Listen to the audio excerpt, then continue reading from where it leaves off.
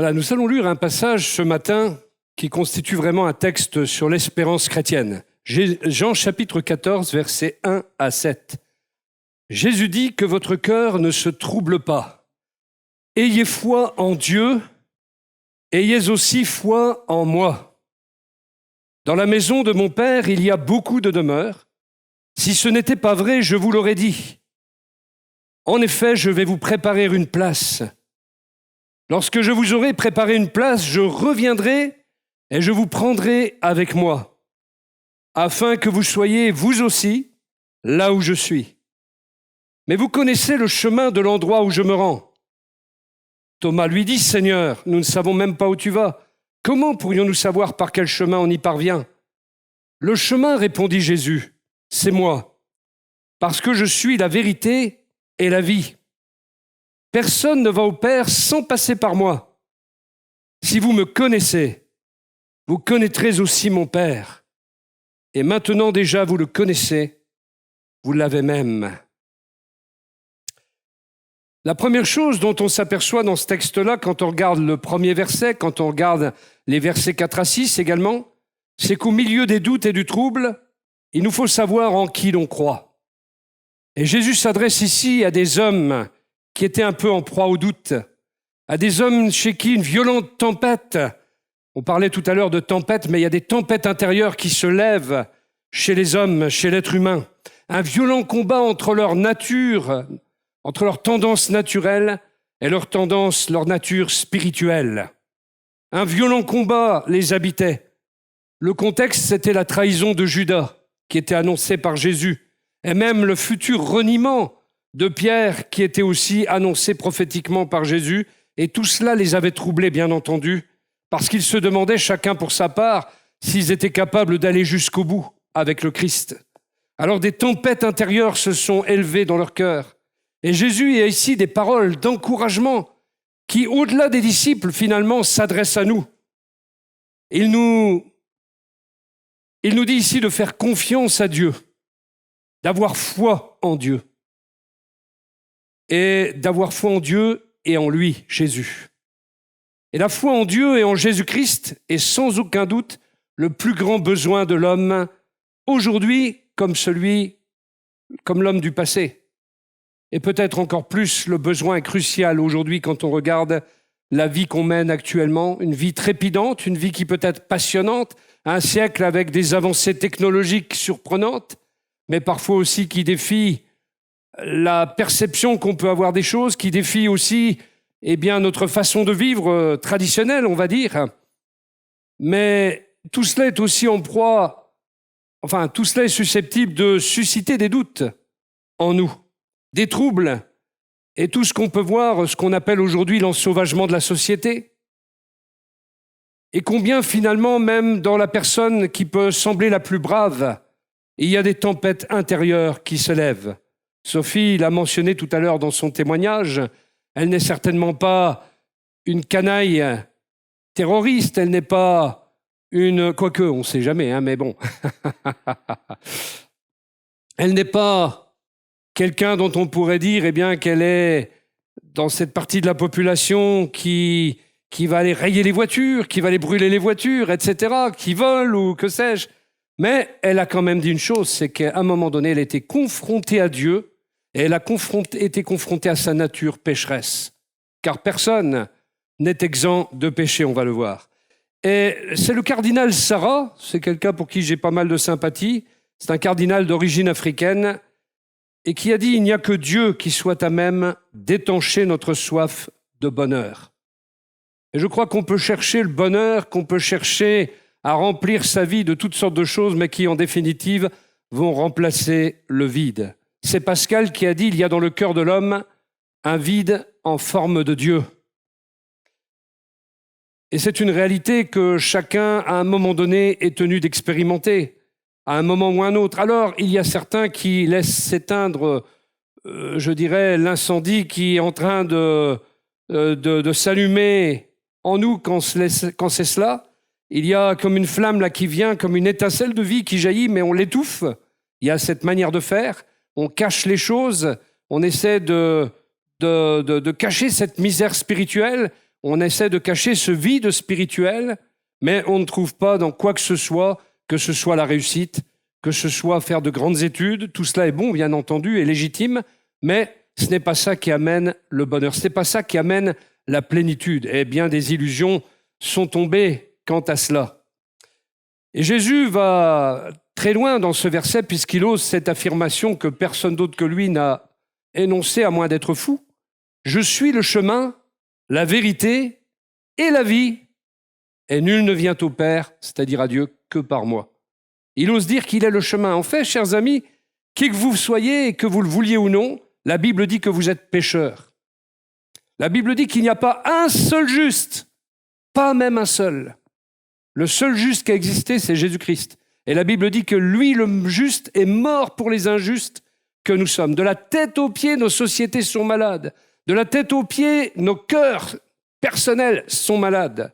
L'homme est malade. La Bible le compare même à un léopard qui est incapable d'enlever ses taches. Et vous savez qu'un léopard, pour enlever ses taches, je ne sais pas comment il faut faire, mais en tout cas, à moins de le dépecer. Mais toujours est-il bien que le léopard est comparé à l'homme, parce que l'homme ne peut pas enlever la tache indélébile de sa chute originelle et de son introduction par cette chute dans le péché. Notre tâche à nous, chers amis, c'est le péché. Nous sommes tous tarés et tachés par le péché. Et c'est pour ça que nos cœurs sont tordus. Alors vous allez me dire, qu'est-ce que le péché ? Ne faites pas comme Ponce Pilate, qui disait « Qu'est-ce que la vérité ?» pour endormir sa conscience, pour endormir ses sens qui étaient en plein éveil à ce moment-là, tout troublés par la présence de Jésus.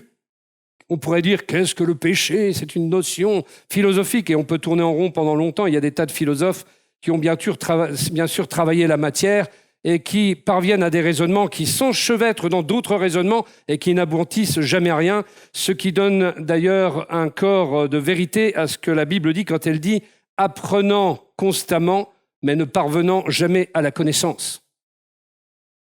Alors qu'est-ce que le péché ? Il faut quand même répondre. Bien, pour moi, je vais vous dire une réponse tirée de la Bible, mais au fond, le péché, c'est la répulsion naturelle que nous avons envers Dieu. Parce que qui qu'on soit, à un moment donné, il y a une certaine répulsion envers Dieu, c'est-à-dire qu'on repousse Dieu. Et on finit en repoussant Dieu par lui tourner le dos.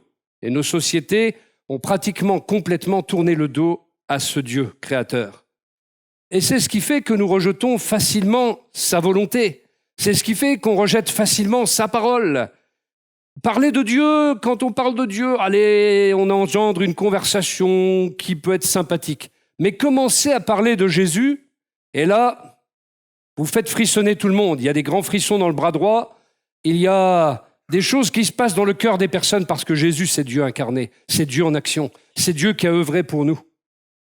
Et c'est pour ça que ça nous touche plus et qu'on a tendance alors, quand on entend parler de Jésus, plus facilement à repousser Dieu et ce qu'il veut faire dans notre vie.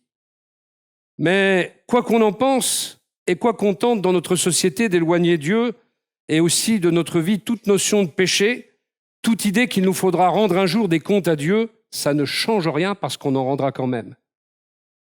Et ça ne change rien à ce que Dieu a fait en envoyant Jésus sur la croix.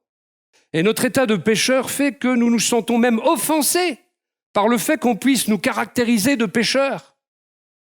Les religieux pharisiens étaient offensés par Jésus. Ils voulaient même le tuer. Ils projetaient de l'assassiner avant l'heure, mais Jésus n'a pu mourir qu'au temps marqué par Dieu. Il était dans le timing de Dieu, il ne dépendait pas de la haine des hommes, de la folie des hommes, du fanatisme des hommes, il ne dépendait que de la volonté de Dieu et de son timing. Et il dira d'ailleurs, personne ne m'ôte la vie, mais je la donne moi-même, librement, volontairement. Et Jésus est donc mort sur la croix, volontairement, pour les pécheurs que nous sommes.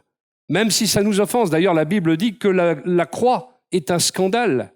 Pour les Juifs, savoir que leur Messie allait mourir sur une croix romaine, c'était pire que tout. Et même encore aujourd'hui, les Juifs n'ont pas accepté dans leur totalité l'idée que Jésus soit leur Messie. Mais parce qu'ils n'ont pas lu correctement leur Bible, parce que toutes les prophéties d'Ésaïe et tous les psaumes messianiques parle à la fois des souffrances du serviteur, les souffrances du Messie, et en même temps de l'élévation en gloire de ce Messie. Mais avant l'élévation en gloire, il fallait bien passer par les souffrances et les souffrances de la croix. Et c'est un scandale, dira l'apôtre Paul. Même Jésus disait « Je serai en scandale à plusieurs ». Et vous savez, le mot scandale en grec, c'est être une pierre d'achoppement, une pierre qui fait trébucher les gens. Et même encore aujourd'hui, dans notre 21e siècle, parler de Jésus comme sauveur, parler de Jésus mort sur la croix, pour les pécheurs que nous sommes, ça nous fait trébucher. C'est un obstacle dans notre cœur. Il y a un combat qui s'élève en nous pour lutter contre cette idée. Et pourtant, tout cela a pour cause l'amour de Dieu, a pour origine l'amour de Dieu. Et voyez combien nous sommes même prêts à repousser l'amour de Dieu, parce qu'il a fallu beaucoup d'amour pour envoyer le Fils et pour que le Fils lui-même aille sur la croix. Et quand il était sur cette croix, il ne voyait que nous, et chacun individuellement. Il te voyait alors que ses pieds étaient ensanglantés, alors que ses mains étaient ensanglantées, clouées à cette croix. Eh bien, il te voyait, toi, et il te considérait par ton prénom. Et c'est pas étonnant que Sophie disait tout à l'heure qu'elle se soit sentie appelée, et appelée par son nom, finalement, et appelée personnellement, car Jésus appelle chacun d'entre nous à titre personnel. Nous avons tous un jour des comptes à rendre à Dieu, mais si nous ne voulons pas avoir à en rendre, alors il faut régler le problème du péché. Jésus est venu régler pour la part divine le problème du péché en se donnant pour nous. Il a réglé 95% du problème, si je caricature, et nous avons 5% du problème, même pas 1%. Nous n'avons qu'à dire oui. C'est comme dans le mariage, oui au Seigneur. Oui, je viens à toi. Oui, je crois en toi. Oui, je crois en cette œuvre que tu as accomplie et je veux marcher avec toi. Cet homme religieux qui s'appelait Nicodème est venu de nuit parler avec Jésus et il était bouleversé par les paroles que Jésus disait, mais il n'osait pas se montrer aux autres parce qu'il avait peur de passer pour un traître vis-à-vis des autres juifs pharisiens. Mais il est venu de nuit et Jésus lui a dit « Tu es docteur en Israël et tu ne sais pas tout ce que je suis en train de te dire, tu ne le comprends pas. » Il était tellement placé sur un niveau terrestre, religieux, qu'il était incapable de se projeter dans ce que Dieu voulait, dans ses plans éternels, dans ses plans pour chacun de nous. Et il n'avait pas compris ce qu'était naître de nouveau en Jésus-Christ. Et Jésus va lui expliquer, bien entendu, et cet homme sera un homme très certainement qui va se tourner vers lui par la suite. Et en tout cas, il était là quand d'autres ont déserté la présence du Seigneur, quand tous ont abandonné le Seigneur, cet homme, Nicodème, ainsi que Joseph d'Arimathée, était là. Une transformation s'était produite dans leur cœur. Cet homme était devenu, cet homme timide, cet homme réservé, cet homme qui avait de la peur et de la crainte, il est devenu un homme confiant, un homme qui n'a pas eu peur de faire face au pouvoir romain et au pouvoir des Juifs à ce moment-là, parce que le cœur avait été transformé. Et la vérité, c'est que l'on se croit tous braves au départ. Mais il faut reconnaître que lorsqu'on gratte dans notre cœur, quand on gratte à l'intérieur, ce n'est pas beau du tout. Comme Jésus le disait, il y a de la rapine, en fait, c'est pourri à l'intérieur. Pourquoi ? Parce que nous sommes pécheurs, tout simplement. Pourquoi ment-on ? Parce qu'on est menteur. Pourquoi est-ce que certains trompent les autres ? Parce qu'ils sont trompeurs. Et pourquoi pêche-t-on ? Parce que nous sommes pécheurs, tout simplement. C'est notre nature et il faut le comprendre et l'accepter. Notre cœur est tortueux par-dessus tout. Il peut même inventer des méandres pour essayer d'échapper, en se faisant même des nœuds au cerveau si c'est nécessaire. Chers amis, nous sommes capables d'inventer toutes sortes de choses pour échapper à la voie droite. D'ailleurs, la Bible dit, Dieu a créé les choses droites et nous avons cherché beaucoup de détours. Et ces nœuds font que nous avons un voile d'épaisse ténèbres. Tout à l'heure, il était question du voile que Jésus a déchiré. Lorsqu'il est mort à la croix, sa mort à la croix, l'expiation de nos péchés a permis que ce voile qui permet d'entrer dans la présence de Dieu soit déchiré. Et il y a un voile d'épaisse ténèbres chez ceux qui ne croient pas. Et ce voile nous empêche de reconnaître, de croire, de comprendre la vérité. Et ce voile, seul celui qui a dit « Je suis le chemin, la vérité et la vie, nul ne vient au Père comme par moi », et qui est mort sur cette croix pour nous et qui est ressuscité, il n'y a que lui qui puisse nous délivrer en quelques secondes, si nous décidons de croire en lui, de ce voile qui recouvre notre esprit et qui nous empêche de comprendre. Il y a d'épaisses ténèbres sur notre esprit et ces ténèbres spirituelles sont dissipées en quelques instants quand nous disons oui à Dieu, quand nous décidons de croire, car rien ne peut nous empêcher de venir à Jésus. Ni homme, ni femme, ni ange, ni pouvoir céleste quelconque ne peut nous empêcher de venir à Jésus si nous le désirons. Mais comme l'homme est malin aussi, il accepte un peu de religion, vous voyez, et parfois ainsi un petit vernis religieux qui permet de couvrir le tout. Vous savez, on a vite fait de mettre du plâtre sur nos souffrances. On a vite fait de mettre du plâtre pour combler des fissures. On a vite fait de dissimuler les fissures de notre cœur et le mal qu'il a la capacité de faire sous un habit religieux pour faire croire qu'on n'est pas si mauvais que cela finalement. Mais aux yeux de Dieu qui sont de toutes choses, les yeux de Dieu sont comme un laser, comme un scanner qui est capable de tout voir, les motivations, les raisonnements. Ils sondent les reins et les cœurs, dit le livre de l'Apocalypse. Et ses yeux passent en revue tout ce que nous sommes et tout ce que nous sommes capables de faire. On ne peut pas tromper Dieu. On peut tromper les hommes, on peut faire croire aux hommes qu'on est des braves gens, mais devant Dieu, ça ne marche pas. Nous avons un problème, tous les êtres humains ont un problème à régler. Ce problème s'appelle le problème du péché. Et quand la parole de Dieu nous est assénée, elle ne nous dissimule pas notre état, mais elle nous le révèle. Et c'est ça qui fait un peu mal au départ. C'est comme le scalpel d'un chirurgien. Au départ, ça fait mal, mais à la fin, ça guérit. Et cette parole ne nous révèle pas notre état pour nous condamner, car Jésus n'est pas venu pour nous condamner, mais il est venu pour nous sauver. Il est venu chercher et sauver ceux qui étaient perdus. Il est venu pour nous indiquer qu'il est le chemin, qu'il est la vérité, qu'il est la vie, et qu'il a donné sa vie sur la croix pour que tous les pécheurs du monde viennent à lui, se repentent et ainsi accèdent au salut, à la libération de la puissance du péché, au pardon et à la vie éternelle.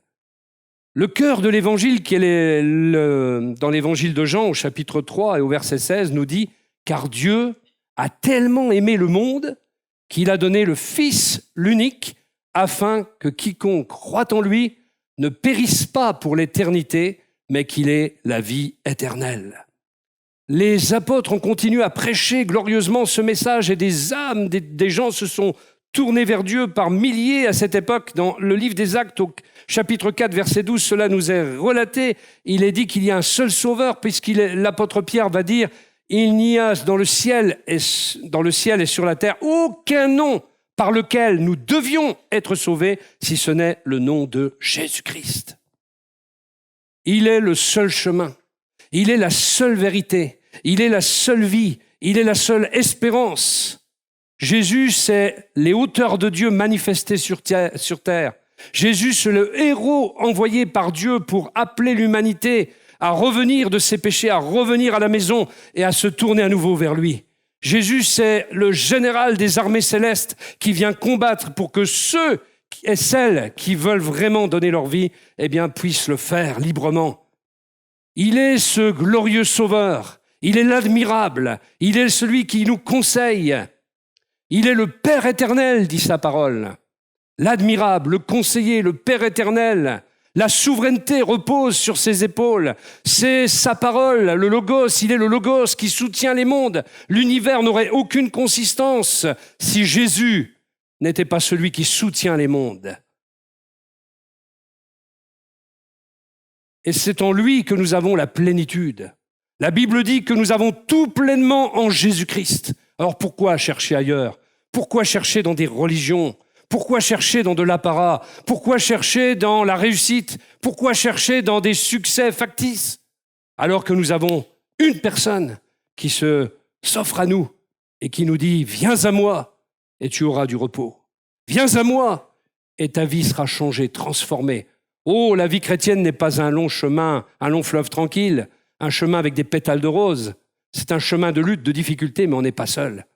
Et parfois, on a même de la joie à lutter parce qu'on n'est pas seul. Imaginez quelqu'un dans la cour de l'école. Vous savez, quand on est à la cour d'école, il y en a un qui vous cherche la cogne, comme on dit. Et là, vous avez un ami plus grand et qui se met à votre place et puis qui vient comme ça et puis qui dit à l'autre, si tu l'embêtes, c'est à moi que tu auras affaire.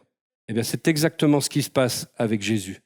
Quand les circonstances viennent, quand notre ennemi, le diable, vient et qu'il se dresse devant nous, nous ne luttons pas tout seuls, mais c'est notre grand ami, l'ami fidèle et tendre, Jésus, que nous envoyons pour aller à la cogne, comme on dit. Jésus-Christ a vraiment donné sa vie sur la croix pour que tous les pécheurs du monde puissent accéder à ce glorieux salut. Et la Bible nous dit, ne négligeons pas un si grand salut. Un seul chemin, une seule vérité, une seule vie, une seule espérance. La deuxième chose qu'on trouve dans ce passage, c'est au verset 2 jusqu'au verset 4, c'est que Jésus assure ceux qui croient en lui de leur destination. Parce que croire en Jésus, on ne croit pas dans du néant, on ne croit pas dans du vide, il y a de la consistance derrière, on est dans une réalité, la vie quotidienne, la vie de tous les jours avec ses difficultés. Et puis il y a aussi, bien sûr, le bout du chemin, notre destination. Et Jésus énonce déjà le fait qu'il y a plusieurs demeures dans la maison de son Père et qu'il est parti lors de son ascension nous préparer une place et que là où il est, nous serons avec lui.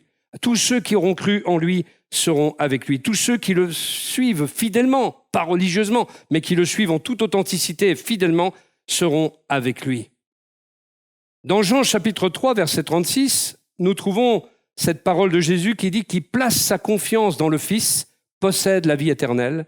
Qui ne met pas sa confiance dans le Fils ne connaît pas la vie, il reste sous le coup de la colère de Dieu. »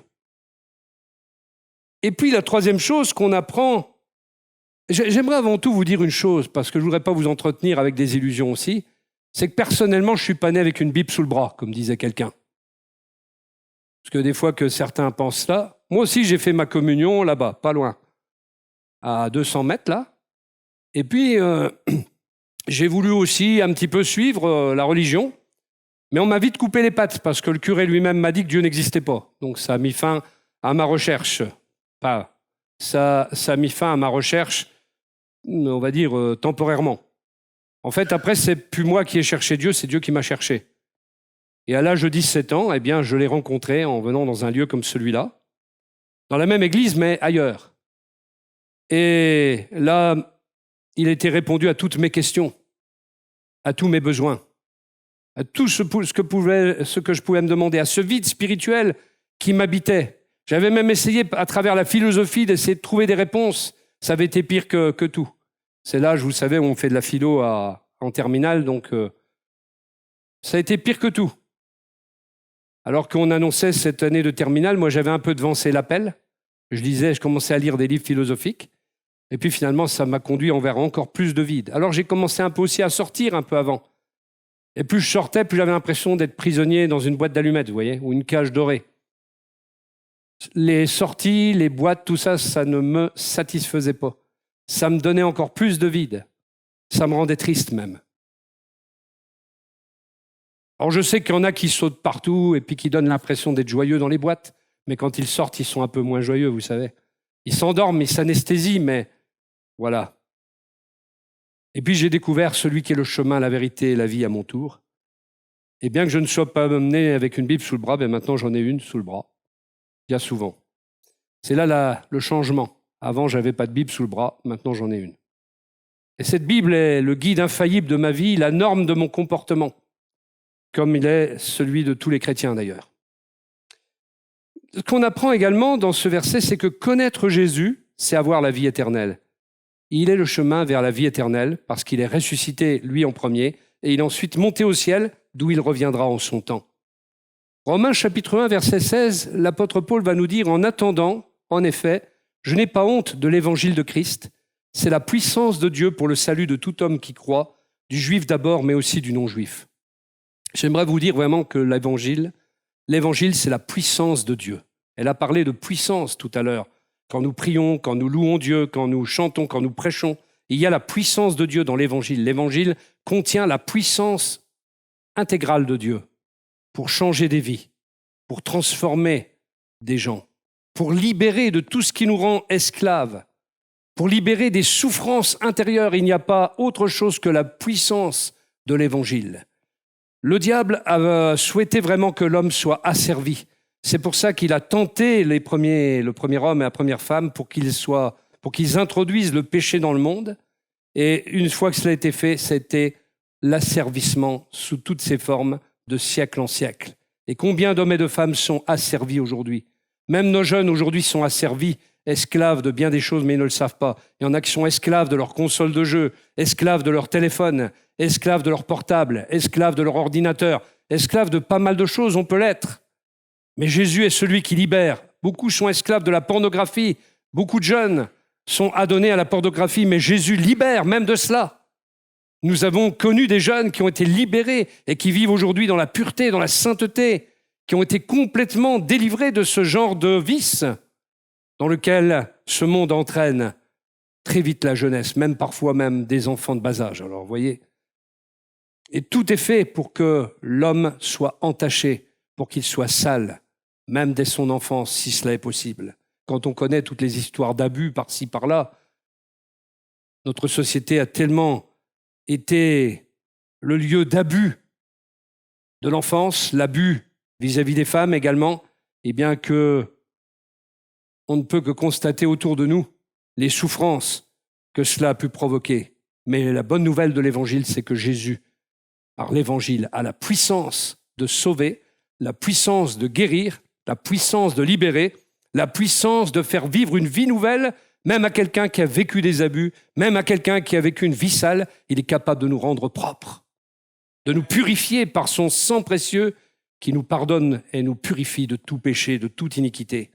C'est cela l'Évangile. En substance, c'est une puissance qui nous sauve et une puissance qui nous libère et qui nous guérit. Il n'y a pas d'esclavage qui puisse subsister devant la puissance de l'Évangile, sauf si nous ne voulons pas, bien entendu. Nous pouvons choisir de demeurer dans notre esclavage. Nous pouvons choisir de demeurer dans notre servitude. La Bible dit que l'homme qui est dans les ténèbres, qui est pécheur, est dans les ténèbres. Et quand quelqu'un sort des ténèbres, la Bible dit cette formule extraordinaire qui certainement a constitué un chant, il nous a transportés du royaume des ténèbres dans le royaume de son Fils bien-aimé. Et il nous a transportés des ténèbres à son admirable lumière, est une autre parole du Nouveau Testament. Et c'est une réalité qu'on vit, on change de camp en quelques minutes, en quelques secondes même. Moi, je me souviens, quand je suis venu à Jésus, les pensées que j'avais le matin n'étaient plus celles que j'avais le soir. Et ça travaillait là-dedans. Et une nouvelle vision du monde était en train de se forger, était en train de naître. Parce que quand on est de nouveau, notre cosmovision, la vision qu'on a du monde change. Et c'est une réalité. Et j'avais plus envie de vivre la même vie. J'avais plus envie de vivre comme j'avais vécu. Mes yeux s'étaient tournés vers Jésus. Et je peux dire, et d'ailleurs j'ai des témoins, que jamais ce qui m'est arrivé le jour où j'étais pour la première fois dans un culte n'a changé. Ma vie a toujours été marquée par la joie d'appartenir à Christ. Et cette joie, depuis je crois que c'était en mars 1984, mais je ne sais plus exactement la date, c'était peut-être vers le 6, quelque chose comme ça, mais vers le 6 mars 1984, la joie de Dieu qui m'a rempli mon cœur ne m'a jamais quitté. Et mon verset préféré, d'ailleurs, ce verset du psaume 34, qui dit « Celui qui tourne les yeux ou le regard vers Jésus, vers Dieu, est rayonnant de joie. » Et c'est un témoignage personnel parce qu'on m'a souvent dit que j'étais rempli de cette joie. Donc c'est que vraiment, elle ne m'a jamais quitté. Et je le sais au fond de moi qu'elle ne m'a jamais quitté. Parce que Jésus est fidèle. Et j'espère qu'il en est de même pour tous ceux qui lui appartiennent. Nous devons rayonner cette joie de lui appartenir. L'évangile proclamé, l'évangile annoncé, c'est ce qui ouvre les yeux pour connaître la vérité. Et Jésus a dit, vous connaîtrez la vérité et la vérité vous affranchira. Si le Fils vous affranchit, vous serez réellement libre. L'apôtre Paul disait encore ceci, et si notre évangile demeure voilé, il ne l'est que pour ceux qui vont à la perdition, ceux qui se perdent pour l'éternité, c'est-à-dire qui vont en enfer, pour les incrédules. Le Dieu de ce monde, c'est-à-dire Satan, c'est de lui dont il parle, a aveuglé leur esprit et les empêche ainsi de voir briller la lumière de la bonne nouvelle qui fait resplendir la gloire du Christ, lui qui est l'image de Dieu. Ce n'est pas nous-mêmes que nous mettons en avant dans notre prédication, c'est le Seigneur Jésus-Christ. Nous-mêmes, nous sommes vos serviteurs à cause de Jésus. En effet, le même Dieu qui un jour a dit que la lumière brille du sein des ténèbres, a lui-même brillé dans notre cœur pour y faire resplendir la connaissance de la gloire de Dieu qui rayonne du visage de Jésus-Christ. Voilà ce dont nous avons besoin, d'être éclairés, de pouvoir, enfin voir et ne plus être aveugles spirituellement, de pouvoir voir la gloire de l'évangile du Christ, de pouvoir voir ce voile être déchiré une bonne fois pour toutes, ce voile qui recouvre notre esprit et qui empêche cet esprit de vivre. Car nous sommes morts spirituellement, dit l'apôtre Paul. Pourquoi ? Parce que nous sommes déconnectés de Dieu. Et cette reconnexion, comme l'a vécu Sophie, ne s'opère que lorsque nous décidons de croire en Jésus et ce qu'il a fait et de le suivre. Et alors, les fenêtres s'ouvrent. On voit pour la première fois. C'est d'ailleurs l'objet du chant Amazing Grace, qui dit « Avant, je ne voyais pas, j'étais aveugle, et maintenant, je vois. Autrefois, j'étais aveugle, et maintenant, je vois. » Celui qui a composé ce chant était un marchand d'esclaves, rappelez-vous. Et il a eu honte de ce qu'il avait fait subir aux esclaves lorsqu'il était négrier. Et quand il a eu l'occasion de rencontrer Dieu, eh bien, il s'est repenti et il a composé ce chant. Et il a chanté et nous a légué ce chant. Parce qu'en fait, c'est sa cécité spirituelle qui avait fait de lui l'homme méchant qu'il était. Mais quand il a vu, alors son cœur s'est ouvert aux autres. Et il a commencé à aimer ceux qu'il avait persécutés. Et Jésus nous dira dans sa prière sacerdotale, « Or, la vie éternelle consiste à te connaître, toi le Dieu unique et véritable, et celui que tu as envoyé, Jésus-Christ. » Jésus le oint, Jésus le Messie. Alors ce matin, laissons-nous interpeller par l'appel de Dieu à nous repentir de nos péchés, à nous en détourner et à nous tourner une bonne fois pour toutes vers le Christ, qui est la seule porte, qui est le seul sauveur, le seul chemin de salut. Et ce qu'il offre, c'est une vie de repos, de Shabbat, le repos. Une vie de shalom. Vous savez, on a parlé de shalom, la paix. Vous savez que ce n'est pas le vrai sens du terme. Shalom, ce n'est pas que la paix. C'est tout ce qu'il y a en Dieu, le shalom. Dans le shalom, vous avez le repos, vous avez la plénitude, vous avez l'harmonie, vous avez tout en fait. C'est ça le shalom. Quand on souhaite shalom à quelqu'un, c'est pas seulement lui souhaiter une bonne journée, c'est beaucoup plus que cela.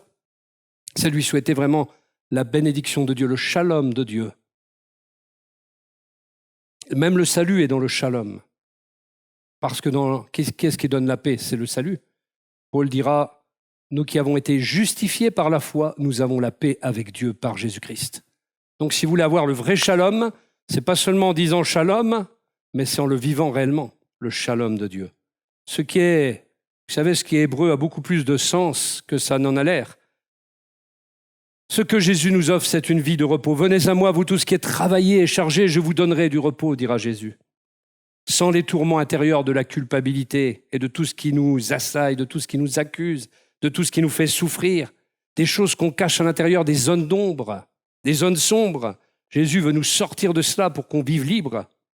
Une vie de transformation continuelle par laquelle il nous guérit intérieurement pour nous rendre forts, pour nous rendre dynamiques, pour nous confronter à la vie. Et dynamique, ça veut dire puissance. Dynamis, en grec, c'est la puissance. Donc, c'est cette puissance de l'Évangile qui nous permet de nous confronter à la vie. L'Évangile n'est pas pour les faibles, c'est pas pour les grands-mères uniquement, bien qu'il y a des grands-mères qui croient dans l'Évangile et ce sont des femmes guerrières dans la prière, ces grands-mères. Est-ce que quelqu'un, ce matin, se pense prêt à dire à Jésus, « Oui, je veux faire alliance avec toi. Moi aussi, je veux te suivre. » Eh bien, laissons-nous interpeller par sa parole et disons à Jésus, « Change ma vie ce matin. Change ma vie. » Ça, vous en êtes libre dans le fond de votre cœur. Vous êtes libre de ce que vous allez faire. Mais nous allons avoir un petit temps de prière d'1 minute environ, dans lequel on va demander au Seigneur de se révéler dans les cœurs et de faire son œuvre en chacun.